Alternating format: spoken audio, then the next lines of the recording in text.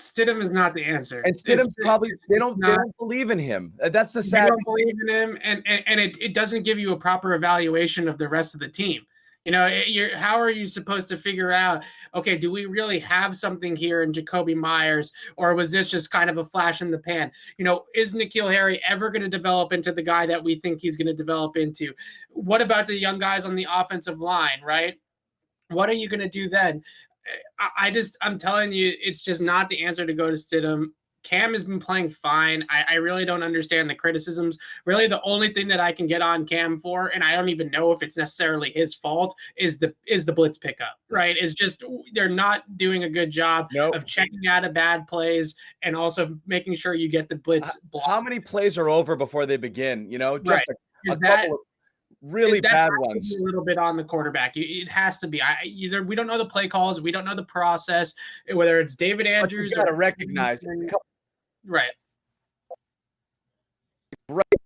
into his face, and Cam almost surprised, doesn't see it. You know, like not only picking it up, happening in real time to have no, wherewithal of. Again, this is where the Brady wiggle and the Brady.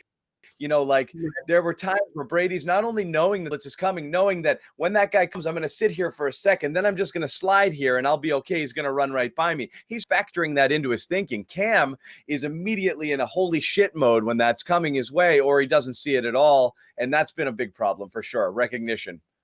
Right. But I think for the most part, his playmaking as a quarterback and his throw making down the field today was actually pretty solid. He just can't really figure out how to handle the blitz, how to set the protection properly. Most of it, I would say 90% of his issues right now are pre-snap.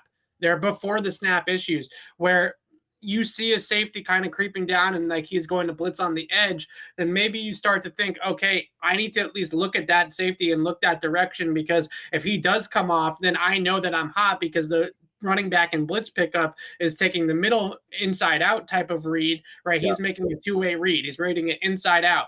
So he's going to be late to picking up that edge guy. So I better know that he's coming and know that I have to get rid of the football. And the way that I look at it, when he gets the ball in those situations like that fourth down play, he doesn't even seem to really sense that the blitz is coming right away, right? It's kind of more of like now the guy's right on top of me, I better make a miss, right? It's not the same sort of feel. So that's the only thing I can get on Cam for. If you want to get on him for the fact that he can't really, some of the throws are low or some of the plays are not the best, and that's just Cam Newton. He's not a consistent down-to-down thrower. I'm going to get on him for a different reason, Evan. I'm going to get on him because with Cam Newton and this offense, you have to play it so simple and vanilla that you're really, really, really capping your ceiling here. You can, and again, this goes back to the McDaniels coming up with stuff. I mean, they are running a limited playbook here with Cam Newton. Okay.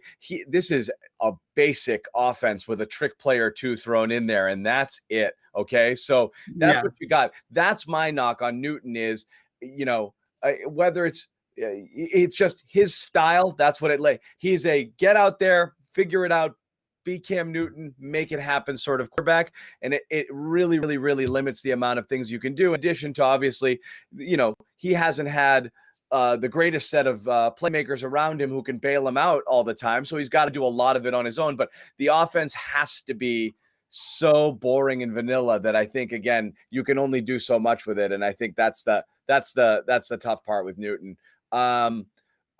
Again, that's everybody's concern here. And again, I'm looking at the chat, but I mean, you and I talk to a ton of people. We know the Patriots have never been in this situation before. You've never been in a place where you have uncertainty at the position that matters, not only matters most in football, the number one position in all of sports. Okay. you need the quarterback to be consistent, to have a shot at winning. And right now, not having one is freaking people out. Yeah, I can sort of get that. I mean, look, to me, I kind of look at it similar to, I'm sure, how the team looks at it. We're in season right now, right? We can worry about the Jack Wilsons and Mac Jones. But that's where the Stidham calls right. come from. It's not because they think it's Stidham. I think people want to just either see it and rule it out and then know, okay, I can appropriately freak out that we got to draft somebody next year, more so than it is any faith in Stidham or not liking Cam. But you can see it and say, this can't be the future. So what is? That's the thing. You just want to know. I think Cam is, in a way, the future, because I believe he will be here next year in some capacity. Now, do I think that he's the future in terms of the next, looking at the next 5 to 10 years? Obviously not. But I think that what it ends up going to be is probably Cam as a bridge quarterback to the next guy, right? So the player that I really think that is going to get upgraded in the offseason is not Cam Newton. I think it's Jarrett Stidham. I think the Patriots are going to go out there and they're going to draft a quarterback to be the franchise moving forward and be the young guy behind Cam Newton for another year, and then probably usher in that next era after a bridge year with Cam. I think it's Stidham that they're more disappointed in, honestly, from this year than Cam. Yeah.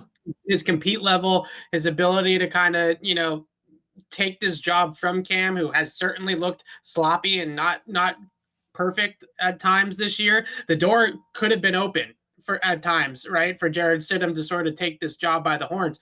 Back in training camp, in the beginning of camp, it wasn't like Cam Newton came out there and was playing like 2015 Cam Newton. That wasn't the case. Then after COVID, he played poorly, right? So at one point in time, there was an opportunity for Jarrett Stidham, multiple points in time, I should say. Stop putting Julian D on the screen. This guy's commenting like 500 times.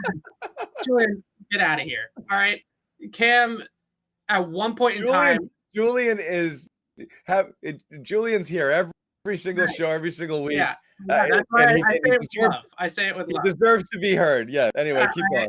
There was multiple points in time this season where Jarrett Stidham had an opportunity for sure to take the starting job from Cam Newton back in the summer. And I think back in the summer, the team, from what I understand, actually wanted Jarrett Stidham to win that job, right? They wanted to see a fiery Stidham. They wanted to see a guy that wanted that job and went out there and fought away from Cam Newton. But they ended up kind of falling into the Cam thing because Jarrett Stidham really didn't do that. And then at this point of the season, Belichick keeps saying, Cam's a starter, Cam's a starter, Cam's a starter, because Stidham never did that behind the scenes. So ultimately, I think that Cam is probably the short-term answer, with then hopefully getting somebody in here that has some talent that's a little bit better than Jarrett Stidham to usher in that next era after another bridge year.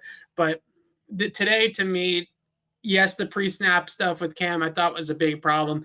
I understand that it's ugly to watch him like dirt balls into the ground on those outside throws and stuff, but ultimately you have to kind of live with those with a guy like Cam Newton, because he's not Tom Brady. He's not Breeze. He's not going to be every single throw out of the hand perfect, right? With smooth mechanics and all that kind of stuff. Then we can't keep running this off. This again is. But they don't do. They have switched into the offense. They've got a lot more 2 wide receiver heavy. They've put him under center more. They've tried to move the pocket a little bit more and run play action like pretty much half the time over the last month or so. I'm still surprised his reluctance to run, Evan. I don't understand it sometimes. That's what's strange. I don't know if that's a Cam decision or the Patriots saying stay there, but I mean, to me, he should be every single, because he is who he is, which is not a guy who's going to go through 7 progressions and then sit there for a while and then figure it out. To me, the philosophy would be, if your first read isn't open and there's a teeny bit of space, go.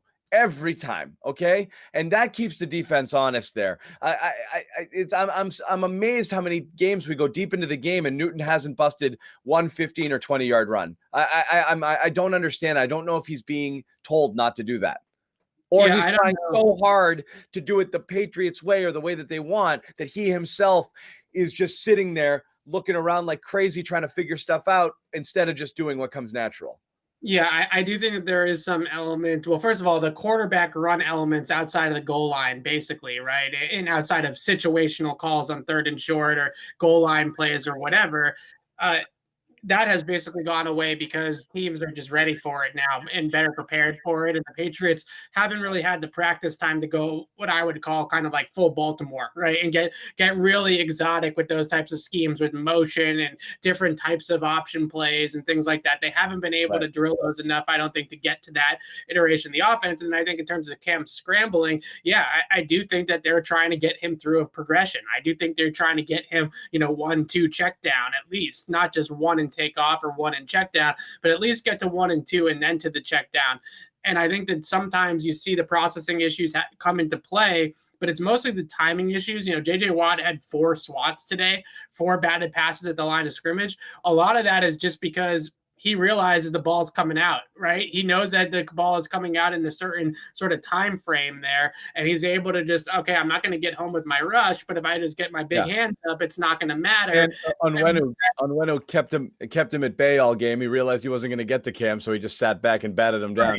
Right, and that's sort of most of the time when you talk about batted passes, a lot of people make it about height, quarterback height. Obviously, Cam's 6'5", so it's not about a height issue with him. It's about arm angle or release point, and then timing of the play.